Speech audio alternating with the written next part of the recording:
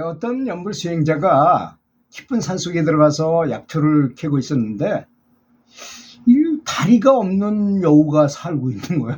이거 뭐, 저놈이 어떻게 살지? 여지건 근데 꽤 뭐 튼튼하고 잘 반질반질하게 잘 살아 있어. 그 다리가 없는 여우가 어떻게 해서 살고 있을까 하고 궁금하잖아요. 그래서 아주 숨어가지고 계속 그 여우를 지켜보고 있었어요. 그런데 저쪽에서 뭐 앙 하고 뭐 소리가 나고 막 부스탕 하더니 호랑이가 사슴을 잡아가지고 계속 먹더라는 것입니다. 그 호랑이가 배가 부르자 그냥 호랑이를 가버렸어요. 그러니까 그 다리 없는 여우가 겨우 몸을 질질 끌면서 그 호랑이가 남긴 고기를 먹으면서 그렇게 연명해 오더라는 것입니다. 그래서 그 다음날은 또 어떻게 하나 해가지고 또 지켜봤더니 역시 호랑이가 큰 짐승을 잡아먹고 고기를 남기니까 그 여우가 또 먹고 이렇게 살았던 것입니다. 그래서 이제 이 수행자가 부처님만 잘 믿으면 부처님께서 모든 것을 다 돌봐주실 것 같다는 생각이 들더라는 것입니다. 그 모습을 보니까. 그래서 집으로 돌아간 그 사람은 직장도 다 그만두고 처자식도 다 버리고 야, 너 살든지 말든지 난 모르겠다. 난 돛 닦으러 간다. 그리고 산속에 들어가서 앉아서 부처님이 내가 먹을 음식과 내가 살아가야 될 생활용품을 다 갖다 주시기를 바라면서 첫날을 그렇게 할 일 없이 가피를 기다리는 것입니다. 열심히 기도하면서. 그런데 첫날 아무것도 생기지 않는 것이었습니다. 아마 나의 수행이 부족한 탓이겠거니 하면서 더욱 염불을 하고 또 염불을 했습니다. 그랬더니 다음 날도 또 오겠습니까? 그게 하늘에서 뭐가 떨어질까요?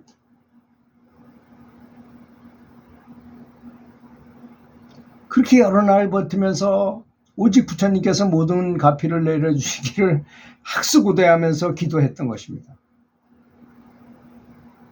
일주일이 되니까 하늘에서 마치 환청 같은 어떤 소리가 들리더라는 것입니다.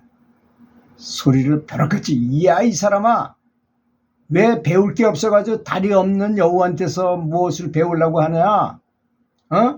호랑이처럼 제 발로 걸어다니면서 먹을 것을 구해라.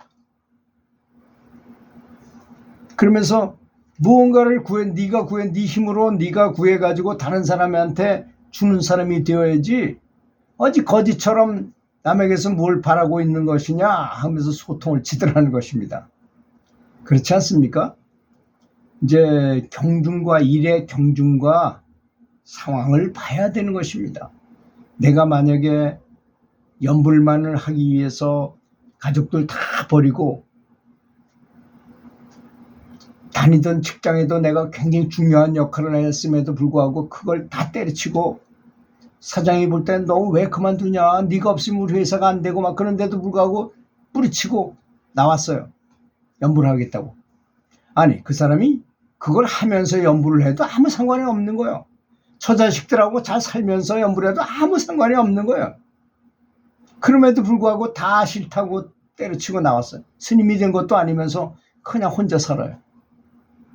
그 업보가 얼마나 크겠습니까? 내가 가장으로서 돈을 벌어다가 그 친구들을 다 먹여 살리고 같이 상생해야 될 입장에 그 모든 내가 해야 될 일을 하지 않고 나와서 내 멋대로 내 자유대로 사는 거야. 그러다 보니까 누가 마누라가 바가지 긋는 것도 없어. 그러니까 지멋대로 하는 거야. 자기가 하고 싶어 하는 걸 굉장히 열심히 하는 거야. 자전거를 좋아하는 거는 자전거를 구하기 시작했어. 그때부터 돈만 벌리면 자전거 사는 거야. 자전거 100대가 아파트를 하나 살고 있는 친구가 절반이 자전거가 차지하고 있어. 자기가 겨우 안 누울 자리밖에 없어요. 그런 환경이 되지 않으라는 것입니다. 사람이 집착을 하거나 제멋대로 누군가가 옆에서 반려자가 뭐 잔소리를 안 하고, 잔소리하는 게 나쁜 것 같지만 따지고 보면 굉장히 좋은 겁니다. 이 세상에 선지식이, 깨달은 선지식이 해줄 수 없는 게 있어요. 딱 한 가지 있어요. 뭘까요, 여러분? 굉장히 중요한 의미입니다. 이 말은. 깨달은 선지식은 인과를 알기 때문에 제자건 누구건 나쁜 짓을 못해요. 절대 할 수가 없어요. 그런데 나에게 아주 굉장히 고통을 준다거나 나로 하여금 마음을 상하게 하거나 나를 괴롭히는 사람은 원수 같은 사람이라고 생각하지만 따지고 가만히 경중을 따지고 잘 숙고해 보면 그 사람이 스승이 못하는 것을 나한테 해준 사람이에요. 굉장히 고마운 사람이라는 걸 알아야 됩니다. 스승도 못하는 일을 나한테 해주는 고마운 사람이라니까요. 경중을 가만히 따져보면 그렇습니다. 이 정도로 생각할 수 있어야만 자비심이 무엇인지, 왜 자비를 실천해야 되는지를 알게 되는 것입니다. 만약에 지금 잘못됐다면 어떻게 하면 될까요? 깊이 참여하고 지금이라도 정을 주고, 그렇잖아요? 내가 집을 나왔으면 다시 그들이 뭐 결혼했으면 할 수 없지만 결혼 안 하고 살고 있다면 아이들이라도 가끔씩 만나주면서 용돈도 주고 내가 해야 될, 엄마가 또는 아빠로서 해야 될 것을 해야 될 것입니다.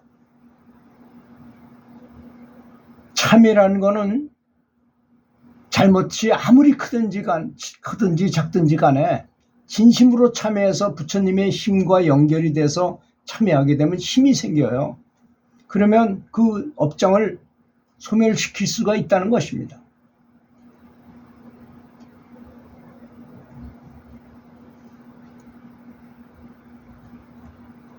그래서 그 다리 없는 여우가 호랑이가 먹던 음식만을 기다리고 그것만 그 존재는 할 수 없이 그렇게 하는 거일 뿐이죠. 내가 내 다리 멀쩡하고 내 다리 성한데 왜 내 힘으로 돈 벌어가지고 내 혼자 못합니까? 그렇지 않습니까? 그리고 내가 정말로 지혜가 있다면 이 직장에서 굉장히 서로 부닥기면서 굉장히 괴롭고 돈도 조금 못 받는다 그러면 어떻게 해야 될까요? 기도해가지고 더 좋은 직장을 찾도록 부처님이 좀 가피를 내려주십시오라고 기도하면 더 좋은 직장이 생깁니다. 돈도 따박따박 벌어서 또 노후를 위해서 저축을 해야 될 것입니다. 아주 근검전략하게 돈 조금 쓰고 적금을 딱딱 들어가지고 노후에 쓸 수 있게, 뭐 국민연금 드는 건 당연하고 그래도 연금 받는 게 그렇게 많지 않으니까 할 수 있는 바대로 계속 노후 자금을 준비해 놓는 것은 필수적인 것이 반드시 필요한 거 아니겠습니까? 그래서 늙어서도 아무런 경제적으로는 근심 없이 살도록 해야 될 거 아니겠습니까? 경제적으로 아무 근심 없이 살 수 있는 것도 큰 축복입니다. 만약에 내가 떼거리가 없고 정말 살기도 힘들고 방세도 못 내고 이런 실정에서 이 연불 수행하는 것이 쉽겠습니까? 늙어서는요, 정신도 희미해지고 기력도 많이 떨어지고 생각도 원활치도 못해요. 그런 상황에서 그런 일까지 겪게 되면 굉장히 타격이 크다는 걸 알아야 됩니다. 미리 대비하는 거. 우리가 연불하는 건 죽을 때 괴롭게 죽지 않고 사람이 그냥 죽을 때는 굉장히 괴롭습니다. 이게 우리 에너지가 다 이렇게 올라와서 연불하는 것에 다 집중되어 있는 사람들은 바로 부처님이 와서 반야용선에 태워서 바로 가서 아플 틈도 없이 죽지만 보통 사람은 그렇지 못합니다. 어디로 가야 되는지도 모르고 어떻게 해야 될지를 갈피를 못 잡고, 그러니까 어떤 존재는 다른 사람을 너무 좋아해가지고 그 사람을 잊지 못해가지고 다시 윤회해가지고 그 옆에 강아지로 태어난다거나, 또는 구천을 떠도는 원혼이 돼가지고 원수 갚을 날만 기다리기도 하고 비참하게 되는 것입니다. 그걸 상상해 본다면 연불이 얼마나 대단하고 강력하고 꼭 반드시 해야만 하는 것이라는 것을 너무나 잘 알게 되고 부처님에게 너무나 감사하다는 생각을 하게 될 것이라고 믿습니다. 부처님께서 이런 법을 가르쳐 준 것을 너무나 감사하게 될 것이라는 것입니다. 그렇지 않습니까? 들어주셔서 감사합니다.